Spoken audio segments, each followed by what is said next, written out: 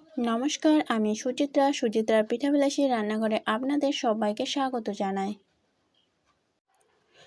আজ আমি আপনাদের সাথে শেয়ার করব কুমড়ো দিয়ে পাবদা মাছের রসা। দুর্দান্ত স্বাদে ভরপুর। আর জানেন তো, এই রসাটি তৈরি করতে আমার কিন্তু খুব বেশি টাইম লাগেনি।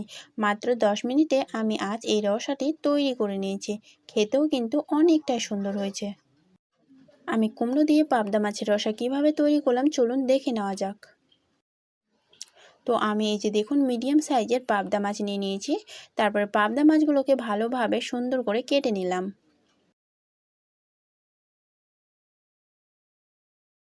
আমার কাটা কমপ্লিট। আমি এবার 2 থেকে 3 বার ভালোভাবে ধুয়ে নেব। মাছগুলো ধোয়া কমপ্লিট হয়ে গেছে। এবার দিয়ে দেবো আমি লবণ, আর তার সাথে দিয়ে দেবো হাফ চামচ হলুদ গুঁড়ো, আর তার সাথে দিয়ে দেবো সামান্য পরিমাণে তেল। তেলটা দেওয়ার পরে ভালো করে সুন্দরভাবে ম্যারিনেট করে নেব।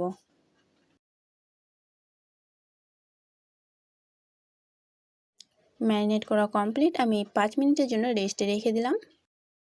তারপর নিয়ে নিলাম একটি কড়াইয়ে আমি তেল দিয়ে দিলাম, তার সাথে দিয়ে দিলাম হাফ চামচ লবণ। আমি যে মাছগুলো ম্যারিনেট করে রেখেছিলাম সেই মাছগুলো দিয়ে দিলাম। দেওয়ার পরে আমি উলট পালট করে মাছগুলোকে ভালো করে সুন্দর করে ভেজে নিলাম। আমার মাছ ভাজা কমপ্লিট। মাছগুলো ভাজার পরে যে তেলগুলো থেকে গেছিলো সেই তেলে দিয়ে দিলাম আমি সামান্য পরিমাণে জিরা, আর তার সাথে দিয়ে দিলাম 2টি তেজপাতা, আর তারপর দিয়ে দিলাম পেঁয়াজ কুচি ও রসুন। আমি এখানে একটা রসুন দিয়েছি। ভালোভাবে আমি সুন্দর করে ভেজে নিলাম, এরকম লাল লাল হয়ে আসা পর্যন্ত। আগে থেকে ভাপ দিয়ে রাখা কুমড়োগুলোকে এবার আমি দিয়ে দিব কড়াইয়ে। দেওয়ার পরে আবারও আমি সুন্দরভাবে ভালো করে নাড়াচাড়া করে নিলাম। মোটামুটি এখানে আমি 2 থেকে 3 মিনিটের মতন সুন্দর করে কুমড়োগুলোকে ভেজে নিয়েছি। কুমড়োগুলো যখন এরকম একটু ভাজা ভাজা টাইপের হয়ে আসবে তখন আমি স্বাদ অনুসারে দিয়ে দেবো লবণ, 1 চামচ দিয়ে দিলাম হলুদ গুঁড়ো ও 1 চামচ দিয়ে দিলাম লঙ্কার গুঁড়ো। আবারও আমি খুন্তির সাহায্যে কিছুক্ষণ নাড়াচাড়া করে নিলাম। যখন সব কটা জিনিস মিশিয়ে গেল তখন আমি দিয়ে দিলাম জিরা বাটা ও তার সাথে দিলাম আদা বাটা। 2টা দেওয়ার পরে আবার কিছুক্ষণ নাড়াচাড়া করলাম, আর তার সাথে সামান্য পরিমাণে দিয়ে দিলাম জল। জলটা দেওয়ার পরে আমি 5 মিনিটের মতন রেস্টে রেখে দিয়েছিলাম। আর এরকম ভালো করে সুন্দরভাবে এবার আমি কষিয়ে নেব। আর হ্যাঁ, আমার ভিডিওটি দেখে যদি আপনাদের ভালো লাগে একটি লাইক করে দেবেন ও চ্যানেলটিকে সাবস্ক্রাইব করে পাশে থাকার অনুরোধ রইল। আর আমার ভিডিওটি যদি ফেসবুক পেজ থেকে দেখে থাকেন তো পেজটিকে ফলো করে পাশে থাকার অনুরোধ রইল। তারপর আমি মোটামুটি 5 থেকে 6 মিনিটের মতন সুন্দরভাবে কষিয়ে নিলাম। এই যে দেখুন কত সুন্দর হয়ে এসেছে। যখন দেখবেন আমার কড়াইয়ে লেগে আসছে তখন ভাববেন যে কষানো কমপ্লিট।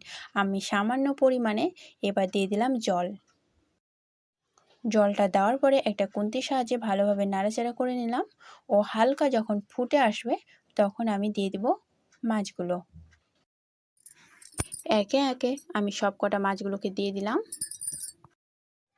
দেওয়ার পরে একটা খুন্তির সাহায্যে ভালোভাবে নাড়াচাড়া করে নিলাম ও কিছুক্ষণের জন্য ফুটোতে রেখে দিলাম। কিছুক্ষণ পর যখন রসটা এরকম কমে আসবে তখন দিয়ে দেব গরম মশলার গুঁড়ো। আমি 2 মিনিটের মতন ফুটিয়ে নিয়ে এবার নামিয়ে নিলাম। কুমড়ো দিয়ে পাবদা মাছের রেসিপি রেডি। দেখেই বোঝা যাচ্ছে যে কতটা সুন্দর হয়েছে, খেতেও কিন্তু অনেকটাই সুন্দর হয়েছে। দেখলেন তো আমি কত তাড়াতাড়ি খুব অল্প টাইমেই কুমড়ো দিয়ে পাবদা মাছ রেডি করে দিলাম। দেখতেও যেমন সুন্দর হয়েছে, খেতেও কিন্তু অনেকটাই টেস্টি হয়েছে। আর হ্যাঁ, জানেন তো, মুখে লেগে থাকার মতন টেস্টি একটি রেসিপি, খেতে কিন্তু অনেকটাই টেস্টি হয়েছে। আর হ্যাঁ, এখনও যদি আমার চ্যানেলটিকে সাবস্ক্রাইব করে না থাকেন তো চ্যানেলটিকে সাবস্ক্রাইব করে পাশে থাকার অনুরোধ রইল প্লিজ। যদি ভালো লাগে একটি লাইক করে দেবেন ও শেয়ার করে পাশে থাকবেন। নমস্কার।